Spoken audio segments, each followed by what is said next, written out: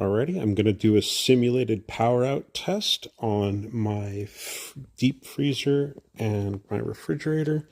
Currently, both the Mega2 and the both expansion packs are at full power. I'm going to go ahead, unplug this, go to the app. 1 second. We can see the app. Go ahead and open this up. We can see that there is no grid power coming in.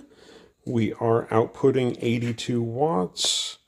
And come over here, go to both expansion batteries are at 100%. It is currently Monday at 12:44.